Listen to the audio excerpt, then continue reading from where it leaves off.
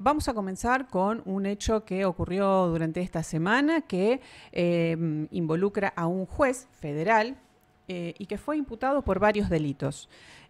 Una cuestión que, bueno, algo que no es habitual, ¿no? Y que haya tenido tampoco tanta difusión, tampoco es habitual. Para hablar, esto tiene que ver con el caso puntualmente de la imputación por múltiples delitos al juez Marcelo Bailaque, el juez federal a cargo del Tribunal Oral Federal número 4 de la ciudad de Rosario, en tres causas judiciales por las cuales fue imputado de varios delitos, como decía, y causas vinculadas a casos que se tramitaron en su juzgado. Para hablar del tema está ya en línea el doctor fiscal federal Federico Reinares Solari, que nos va a contar los pormenores de este hecho y la relevancia que tiene el haber imputado a un juez federal en la ciudad de Rosario, y no sé si tiene algún otro antecedente de estas características, así que bueno, ya le damos la bienvenida. Buenos días, doctor Reinares Solari. ¿Qué tal? Buen día. ¿Cómo ¿Cómo va? está? Muchas gracias por esta comunicación. Bueno, comenzaba con esta introducción, ¿no?, que tiene que ver con la imputación a un juez federal de delitos vinculados a su función específicamente y con causas relacionadas a su juzgado, que se tramitaban en su juzgado. ¿Hay antecedentes de este tipo en la justicia federal o en la Argentina? Sí, o Sí, así en la tan justicia relevantes. argentina ha habido antecedentes en los últimos tiempos bastante cercanos. El juez Raúl Reynoso de Salta, de Ajá, Orán, sí, es verdad, sí, sí. el, el juez de Corrientes Mm. y también el juez Walter Bento de la ciudad de Mendoza. Ujú. Esos tres casos recuerdo ahora, así de alguna manera, que bueno, fueron casos que nosotros también señalamos al momento de pedir la prisión preventiva, era que correspondía pedir la prisión preventiva y también el juez concederla, independientemente de lo que resolviera, ¿no?, el Consejo de la Magistratura, que es quien en definitiva va a tener la última palabra sobre esta cuestión. Y estrictamente en el Juzgado Federal de Rosario, hemos tenido, he pedido imputación y se han otorgado algunas personas que habían actuado como magistrados en la época de la dictadura Ajá, cívico-militar claro, sí, en esas causas, claro. por esos casos, ¿no? Sí. Bien. Bueno, doctor, ¿cuáles fueron? Hay tres causas, ¿no? Puntualmente para ordenar un poco tanta información, ¿no? Porque las tres causas tienen cuestiones particulares. Para contarle a la gente que quede más o menos claro, ¿de qué se imputó al juez Marcelo Bailaque? En la primera de las causas que se le cuestionan determinadas decisiones que iba tomando en causas que estaban en un estado investigativo muy embrionario con respecto a Esteban Líndor Alvarado y su pareja, quien era su pareja en aquellos momentos, la señora Rosa Natalie Capuano. Uh -huh. Básicamente, cada vez que se solicitaban por parte de las fiscalías determinadas medidas investigativas, como ser eh, interceptación de comunicaciones telefónicas, todas esas resoluciones eran denegadas, ¿no? Y esto que que los colegas del Ministerio Público de la Acusación, el doctor Luis Chapapietra y el doctor Matías Cedri, cuando ellos condenan a Esteban Líndor Alvarado en la justicia provincial por asociación ilícita, homicidio y otros delitos, dicen: nosotros cuando empezamos esta causa teníamos los mismos datos que tuvo el doctor Bailaque y estamos llegando a una condena a perpetua, digamos. Esto no pudo haber pasado. Y esto que alguien podría señalar, bueno, pueden ser criterios jurídicos, pudo haber sido una decisión errónea, equivocada, y simplemente esto adquiere otra espesura cuando uno observa que comparte un contador con la señora Rosa Natalie Capuano, Uh -huh. también que el hijo de ese contador, que es una persona que nos enteramos con el tiempo, que es una persona de su amistad, Uh -huh. entra a trabajar al juzgado federal que dirige el doctor Bailaque actualmente, y después, bueno, también se han descubierto algunas continuidades, como que cada vez que el doctor Bailaque rechazaba intervenciones telefónicas, por ejemplo, la señora Rosa Natalí Capuano, cambiaba los teléfonos, cambiaba el número de teléfono con el cual se manejaba, ¿no? Todos estos hechos han sucedido a partir del año 2014, los hechos de Alvarado Capuano. Ahí quiero hacer una pausa, doctor. Para aclararle a la gente, ¿no? Había causas en la justicia provincial que se le estaba siguiendo a Alvarado y causas en la justicia federal al mismo tiempo. Entonces, la justicia provincial, por el Ministerio Público de la Acusación, con los doctores Chapapietra y Eder y quienes llevaban las causas en ese momento, tuvieron información que tenía que investigar la justicia federal. No eran paralelas. Al mismo tiempo. No eran al mismo tiempo. La causa de Luis y de Matías vienen después. Ajá. Pero bueno, ellos no con muchos datos diferentes a los que tenía la justicia federal, lograron llegar a una prisión perpetua. Claro. Y bueno, y la justicia federal en ese momento se encontró con un valladar que era, bueno, a ver, acá no hay ni siquiera mérito para conceder escuchas telefónicas. Claro, lo que hacía Bailaque en ese momento era no hacer lugar a medidas que pedían los fiscales en ese momento para avanzar en la investigación en contra de Alvarado. Exactamente, medidas que eran indispensables, ¿no? Claro. O sea, sí. En esos momentos no sé, hoy por hoy por ahí no era tan indispensable, pero en aquellos momentos una interceptación telefónica realmente era el aspecto troncal de una investigación por narcotráfico. Entonces, estuvimos hablando del año 2014, 2015, ¿no? Claro. Hoy hay otras posibilidades, la inteligencia artificial y otras circunstancias dan otras posibilidades investigativas. En aquellos momentos nos daba la escucha telefónica, no daba esas posibilidades. Claro.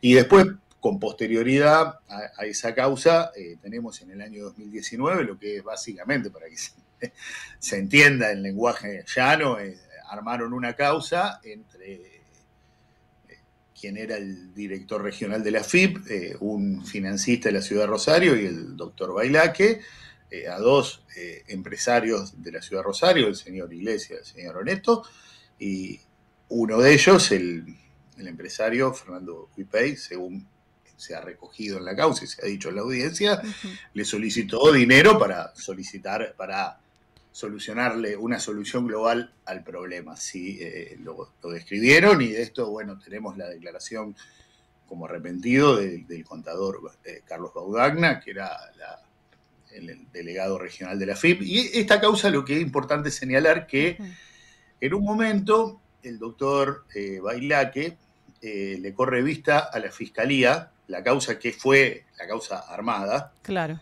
le corre vista a la Fiscalía para dictar el sobreseimiento definitivo. Y nosotros ahí lo que vimos en ese momento, porque justo había asumido en la Fiscalía 2 el doctor Matías Silabra, nos pusimos a ver y dijimos, esto es raro, o sea, porque es una causa que en un momento, la primera mirada era, esta causa es muy rara, porque es como que la ponen en el microondas en un momento, le dan una temperatura terrible y después estaba en el freezer. Y después dice, che, fíjense, porque le dan un falta de mérito, y dice, fíjense si está para el sobreseimiento.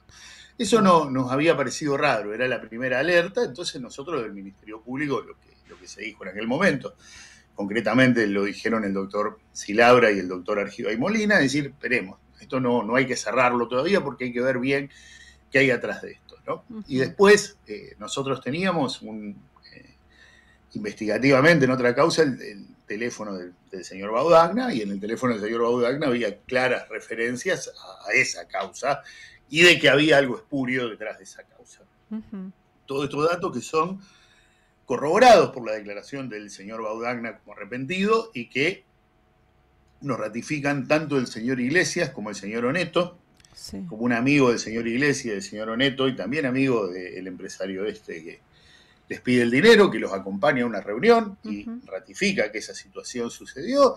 E incluso un amigo del doctor Bailaque también señala que él fue a hablar con el doctor Bailaque por este tema. Así que nosotros creemos que realmente este caso es un caso muy sólido y además esto sí, no sé si tiene algún antecedente, si hay algún Sí, antecedente, es decir, porque el juez, junto con un empresario financista y el ex titular, el titular de la FIP en ese momento, arman una causa para extorsionar a otros empresarios.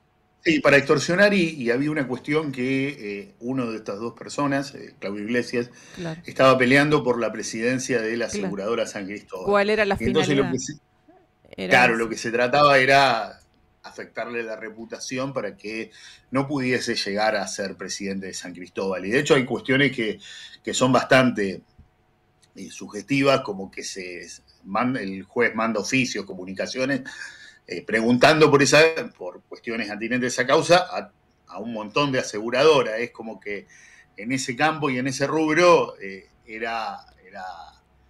estaba clara la intención de que Claro. todos supieran que en ese rubro Iglesia estaba teniendo una causa por lavado de dinero, ¿no? O Ajá, sea, claro. sí, esto es Y como que por no eso tiene le pidieron antecedentes, dinero, porque ¿no? Para eso le pidieron dinero, para cerrarle la causa le dinero, pidieron sí, dinero.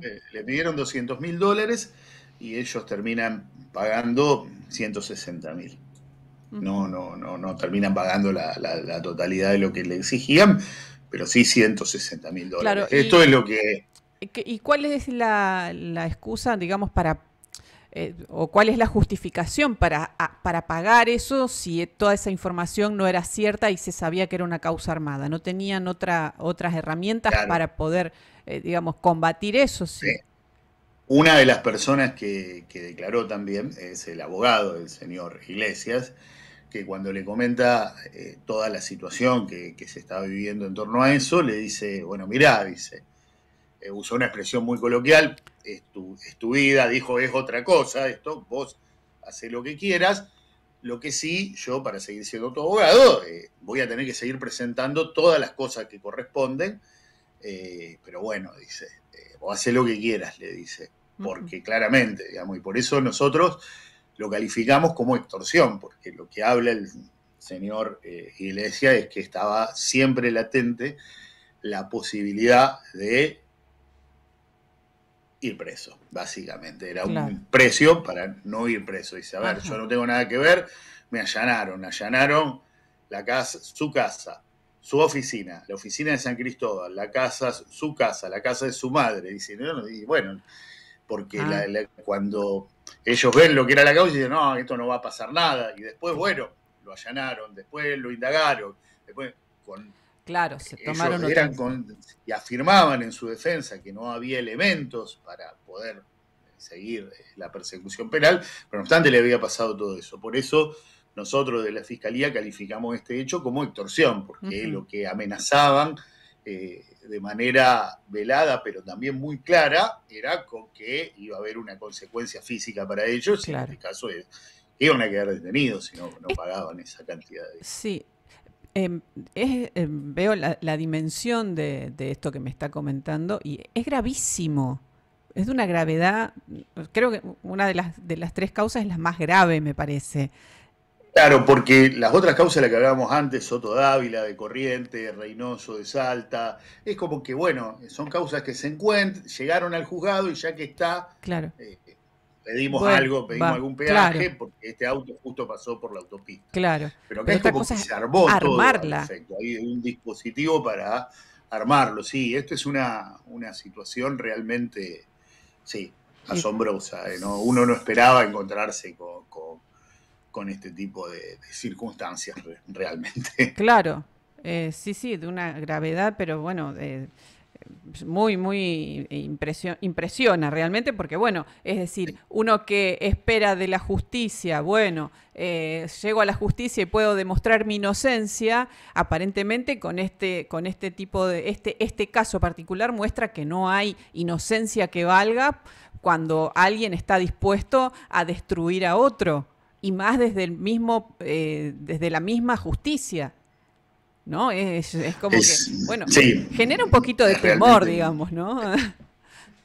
un poquito de... De temor, No, sí, obviamente, bastante diría porque, yo, porque claro, o sea, lo que puede, o sea, lo que la justicia puede hacer sobre el sistema judicial, puede hacer sobre nosotros, o sea, sí, la decisión más complicada que puede tomar el Estado democrático sobre una persona está en manos de los órganos judiciales, que es encerrarla. O sea, eso es lo más grave que puede hacer el Estado en contra nuestro, ¿no? O sea, claro, después sería eso y después sería, bueno, expropiarnos, qué sé yo, que eso, claro, bueno, uno va preso con eso. sí, sí, sí, Lo más grave que puede hacer el Estado no lo puede hacer el Poder Ejecutivo, no lo pueden hacer los legisladores, lo pueden hacer los magistrados, ¿no? claro. Entonces, por eso siempre Y siempre se entiende que los magistrados tienen que tener garantías para su actuación, pero también tienen que tener una límites, probidad, exactamente, límites sin duda. Muy, absolutamente muy muy claros. Sí. claros, porque bueno, esto me da que pensar, es decir, ¿en manos de Sí, quién está la administración de justicia? claro. Y esta causa que, o sea, el doctor Bailaque dijo en el Consejo de la Magistratura, cuando se fue a defender de la otra causa, por la denuncia de Luis Schiappapietra y Matías Sí, Cederi, cuando se va a defender por lo que dicen ellos, dice, yo delego todas las causas, porque sí, yo ideológicamente creo en el sistema acusatorio, entonces delego todas las causas a la Fiscalía. sí, Esta causa, la no, causa de Oneto Iglesias, tramitó en el juzgado. Esta causa no la delegó. no la delegó, sí, leía las Y declaraciones. allanó sin pedido de nadie, obviamente, porque la Sí, Fiscalía no lo había pedido, como no no, investigaba, no lo pidió, y allanó de oficio. O claro, sea, entonces era como que, digamos, acá no es que vino Baudagna y dijo esto para arrepentirse, porque bueno, acá hay uno leyendo la causa, está bien, por ahí yo hace años que leo causas claro, y uno tiene alguna gimnasia, ¿no? Pero está claro que era muy rara esa causa. claro, Generaba muchas alertas para un observador. En una auditoría del Consejo de la Magistratura alguien tendría que haber dicho por qué justo esto pasó. El doctor Bailaque, que no delega ninguna causa, esta no la delega y allana de oficio, allana 8 domicilios, con una prontitud, o sea, cuando uno a veces le pedía determinadas cuestiones, allanamientos, todo, claro, a veces daba vuelta, y en esto acá fue todo, por eso le decía lo del microondas, acá fue todo rapidísimo, claro. acá era Speedy González, y en otras causas era Bueno, Tranquilino Rodríguez, la ¿no? O otra, sea, sin ir más lejos, la causa que mencionábamos anterior vinculada con Alvarado, dilató un exactamente, montón sí, de sí, sí. medidas en el tiempo que se le ocurrió y acá hizo todo, bueno, sí, sí, obviamente que había algo que no cerraba. Que no cerraba. Y luego la última causa que tiene que ver con una cooperativa. Sí, esa es la famosa cooperativa de vino caliente, ¿no? Claro, Como se dice, las cooperativas de San Lorenzo sí, y de Puerto San Martín, que cuando ellos son procesados, o sea, quienes dirigían la cooperativa, con el señor Hermes Juárez y toda la gente que estaba con él, el juez de Campana, porque esta es una causa que originalmente viene de Campana, sí, dispone la intervención de la cooperativa y la inmovilización de los fondos que la cooperativa tenía depositados en plazos fijos. sí, La causa, por una cuestión de competencia, finalmente termina viniendo a manos del doctor Marcelo Bailaque, sí, al juzgado 4. Previo a que la causa se radicara en el juzgado del doctor Bailaque, hay una reunión que Fernando Huipey convoca a los estibadores, a los trabajadores de la cooperativa, y les dice que tienen que trabajar, les propone un esquema de trabajo juntos para manejar la cooperativa, y le dicen, miren que la causa va a venir para un juez que es amigo. Bueno, en un momento, después, bueno, el interventor, que es un señor de nombre Roberto Pascualino, nombra asesores de la intervención. ujú, Dos asesores de la intervención son personas que habían trabajado profusamente en el Grupo Unión de los hermanos de Fernando Huipey. ujú, Después el interventor en un momento presenta un informe en diciembre del año 20, presenta un informe y pide en una cosa muy rara, eh, Después del informe presenta otro escrito el mismo día, pero con otro tipo de letra y con otra redacción absolutamente distinta, y pide el desbloqueo de los fondos que estaban depositados en plazo fijo porque dice que estaban perdiendo frente a la inflación por la tasa que les otorgaban los bancos, que eran bancos comerciales, y propone depositarlos en cooperativas mutuales de la región para dar un efecto dinamizador a la zona.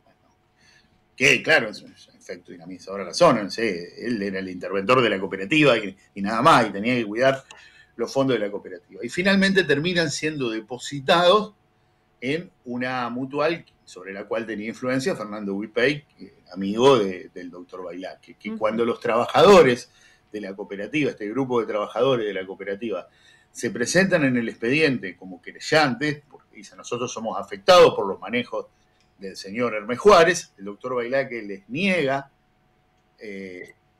la condición de querellante, ellos después en la Cámara lo ganan, y lo recusan diciendo, usted dice que está protegiendo nuestros ahorros están en una mutual que no está protegida por el Banco Nación, dice que teóricamente es para protegernos de la inflación, los bancos comerciales daban un interés del 34%, la mutual da un interés del 37%, o sea, en ambos perdían frente a la inflación. Claro. Y el doctor Bailá que no contesta nada, ni si es amigo de Fernando Huipey o no, pero rechaza la recusación. Esto va a la Cámara Federal mantiene esa decisión del doctor Bailá que los estibadores van a casación y casación dice, acá hay indicios graves de un desvío de poder por parte del juez, pregúntenle si es amigo de Fernando Huipey. Y ahí dice, sí, yo soy amigo de Fernando Huipey. O sea, acá hay una cuestión bastante grande que desde un primer momento Fernando Huipey intentó de alguna manera intervenir sobre valga la redundancia, en la intervención con los asesores, claro, y también hacer uso de su amistad con el doctor Marcelo Bailaque. Y bueno, y estos fondos terminaron en la cooperativa, en la mutual de Huipey. Claro. Lo que intentó decir, lo que intenta decir la defensa es que bueno, finalmente la Cámara Federal de Apelaciones dispone que esa medida de depositar los fondos en la mutual se dé vuelta y vayan a estar depositados al Banco Nación, a plazo fijo en el Banco Nación. No solo en un banco comercial, sino específicamente en un banco comercial y oficial, ¿no? Claro. Y para proteger precisamente los fondos. Entonces dice, bueno, como en el fondo devolvieron los fondos, no hay perjuicio. Nosotros acá lo estamos acusando de incumplimiento de los deberes de funcionario público y de prevaricato, que el perjuicio es la actuación de la justicia, no tiene que haber un perjuicio concreto. Claro. Y lo que nosotros acá decimos que, por más que no haya habido un perjuicio a los fondos de la cooperativa, sí hubo un beneficio indebido a la mutual sobre la cual tenía influencia su amigo Fernando Huipey, porque básicamente durante la pandemia le puso arriba de la mesa 1.000 millones de pesos. Entonces, bueno, si eso no es un beneficio, tuvo una liquidez de 1.000 millones de pesos. Si eso no es un beneficio, yo no sabría decir que es un beneficio. Claro, ¿no? Claro. Por supuesto. Bueno, en principio estas tres causas bueno, siguen su curso. El juez Rodríguez da Cruz, si mal no recuerdo. Eduardo Rodríguez da Cruz. Exacto. Resolvió, bueno, aceptó las imputaciones, dictó la prisión preventiva. Bueno, acá hay que hacer una aclaración, ¿no? Que el magistrado tiene todavía, falta una resolución del Consejo de la Magistratura, bueno, por todo esto que usted mencionaba, y se está esperando esa resolución para ver cuál es el futuro del juez Bailaque, pero bueno, me parece que quedó congelada la imagen, ¿no? No. Perdón. No. Bueno, le decía, el tema del Consejo de la Magistratura, falta la resolución para ver, bueno, cuáles son las medidas que se van a tomar. En principio, el juez Rodríguez da Cruz, que estuvo al frente de la audiencia imputativa en estos días, resolvió, aceptar todos los cargos, y dictar la prisión preventiva por 90 días, que queda en suspenso porque la falta de resolución del Consejo de la Magistratura. Del Consejo, exactamente, porque mientras el doctor Bailá que sea juez tiene inmunidad de arresto. O sea, si no, él no es destituido después de un proceso que no va a ser corto por el Consejo de la Magistratura, él tiene inmunidad de arresto. El caso de él está en el Consejo de la Magistratura justamente por las causas, por estas causas. Sí, efectivamente. Entonces, tiene que resolver en esas circunstancias y a partir de allí sería retirarle los fueros, ¿no?, que tiene por magistrado. La destitución. O sea, la destitución. Lo que está en tela de juicio en el Consejo de la Magistratura es si por estas causas el doctor Bailá que puede seguir siendo juez de la Nación o no. Claro. Básicamente, se está jugando su carrera, se está jugando la destitución. Ajá, sí.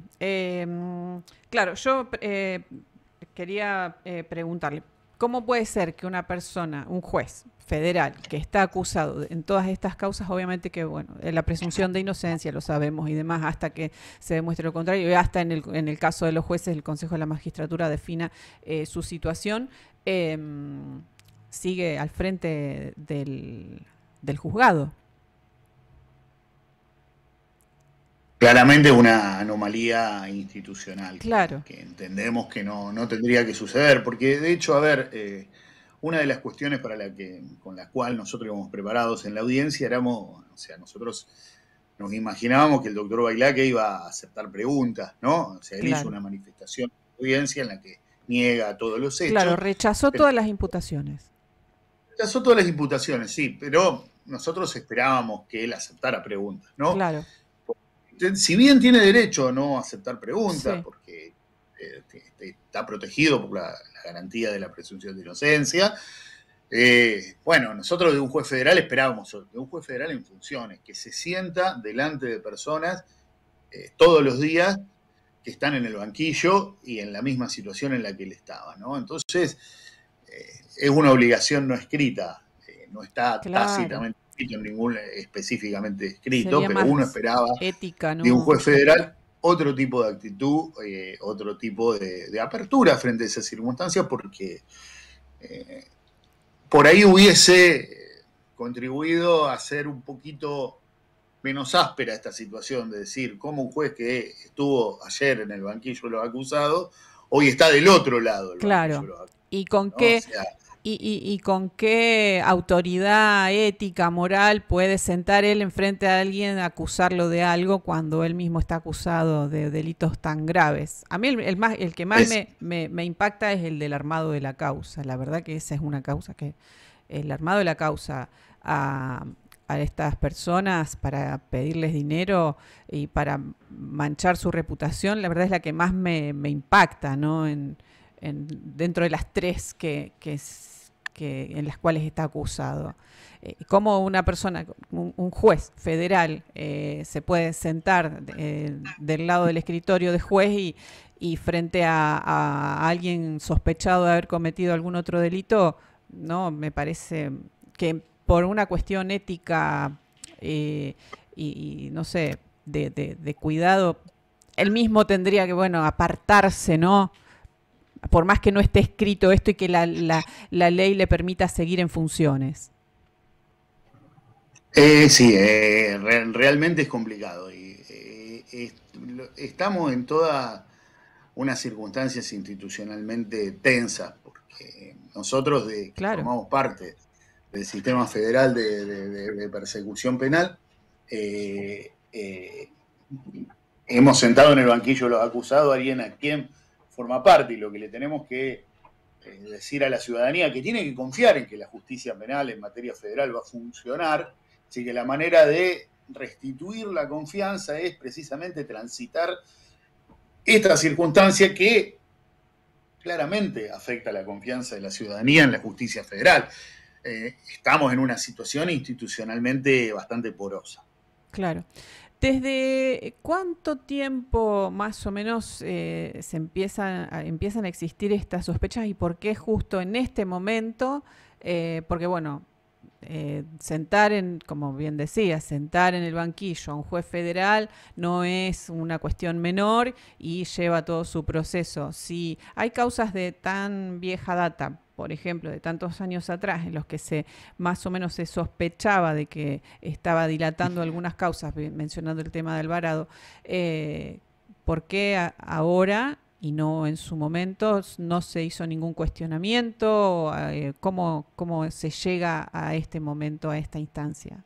Yo creo que había indicios que se fueron profundizando con el tiempo y justo la mayor profundización de esos indicios coincidió con el inicio del sistema acusatorio, que permitió que el Ministerio Público Fiscal pudiera llevar adelante lo que finalmente hicimos, que fue un equipo de fiscales específico dedicado a esta causa, a ahondar en causa en la que el doctor Bailaque estaba involucrado, con el apoyo de las procuradurías, de la estructura central de la procuración, ¿no? Del doctor Casal y de toda la directiva de la Procuración General de la Nación, del doctor, digo, la Procunar del doctor Diego Iglesias, la Procelac del doctor Diego Velasco, la Procuraduría de Investigaciones Administrativas del doctor Sergio Rodríguez. Estos son organizaciones de trabajo que nos permite el sistema acusatorio, ¿no?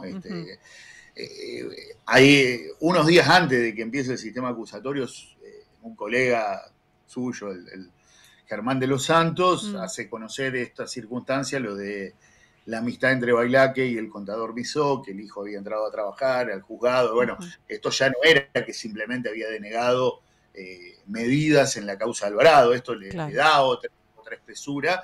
Y bueno, y a partir del inicio del sistema acusatorio, fundamentalmente para nosotros, nos permitió el sistema acusatorio llevarlo a una audiencia oral y pública, ¿no?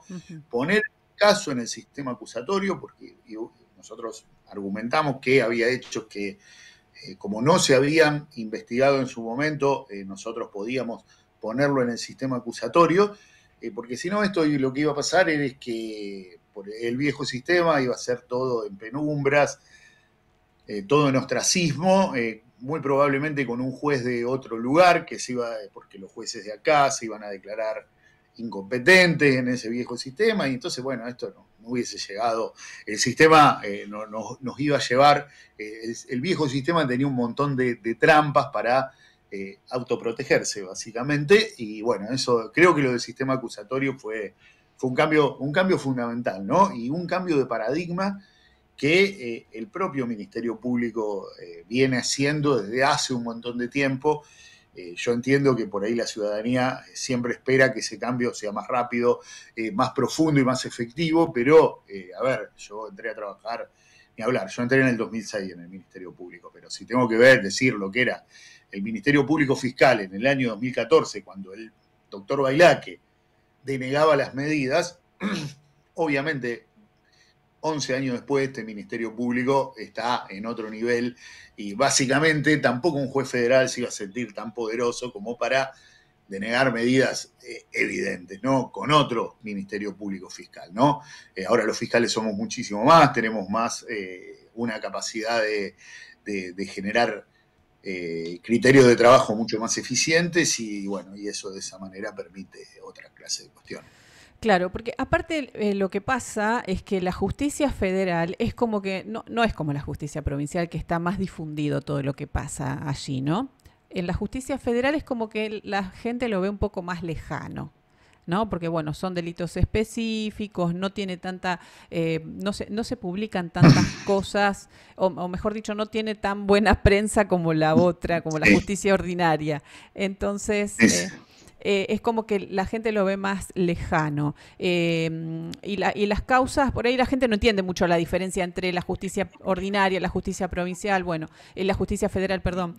Pero bueno, me parece que el cambio del sistema acusatorio en la justicia federal, esto tiene que ver con esta modificación que los fiscales ahora también impulsan investigaciones y antes eran solo los jueces y por eso estaba todo como muy cerrado y muy protegido entre jueces y bueno, que también en la justicia ordinaria ocurría en el sistema anterior, ¿no? Y esto del corporativismo existe en todos lados, entonces también hace un poco a lo oscuro que usted mencionaba hace un momento.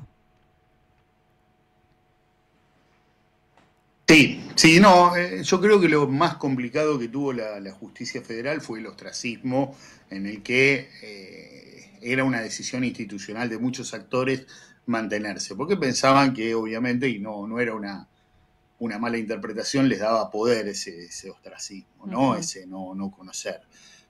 A ver, pero yo, digamos, porque era construir poder desde la autoridad y no desde la fundamentación, ¿no? Ahora nosotros fuimos a una audiencia, la audiencia es pública, había un montón de periodistas conectados, entonces todo el mundo puede opinar sobre si lo que nosotros lo acusamos al doctor Bailá, que tenía pruebas, no tenía pruebas, tenía fundamento, no tenía fundamento, si la defensa del doctor Bailá que tenía sentido, no tenía sentido, digamos, bueno, entonces hay que construir un poco la autoridad en cada una de las audiencias, ¿no? Ante la justicia federal partía de la base de decir, bueno, nosotros somos los magistrados, somos los intocables, obviamente nadie nos puede cuestionar, nadie nos puede decir nada, y bueno, estas son las decisiones, señores, esto es lo que hay, si les gusta bien y si no, bueno, nosotros somos la autoridad, ¿qué va a hacer? Claro. Bueno, finalmente, ¿cuáles fueron las medidas que se le impusieron al juez Bailaque en relación a estas causas? La prisión preventiva queda en suspenso bueno, por ya lo dijimos. La prisión preventiva que no va a ser efectiva, la prohibición de salida del país sí. Y embargo por más de 1.500 millones de pesos y la inmovilización de sus cuentas bancarias, salvo la cuenta suelta. Bien, bueno, así que ahí esto continúa, va a seguir el proceso, ¿cuáles son los tiempos? No, nosotros lo más pronto posible queremos llevar estos casos a juicio. Porque es una cuestión institucional muy compleja y muy complicada y entendemos que si hay un juez federal que está siendo cuestionado, esta situación tiene que ser resuelta de modo definitivo, ya sea que triunfe nuestra pretensión acusatoria o triunfe la posición de la defensa. Pero no podemos prolongar esta situación de sospecha sobre un juez federal, ¿no? Tiene que ser resuelta definitivamente para ver si la sospecha era fundada o no era fundada, ¿no? Bien. Bueno, vamos a seguir seguramente comunicándonos, doctor. Así que, bueno, muchísimas gracias por esta comunicación con Se Presume Culpable. Bueno, no, por favor, hasta luego. Muchas gracias. Bueno, pasaba el doctor Federico Reinares Solari, fiscal federal, que está junto a otros fiscales en el caso de las imputaciones al juez federal Marcelo Bailaque por una serie de delitos vinculados a causas que estaba siendo investigada en su juzgado.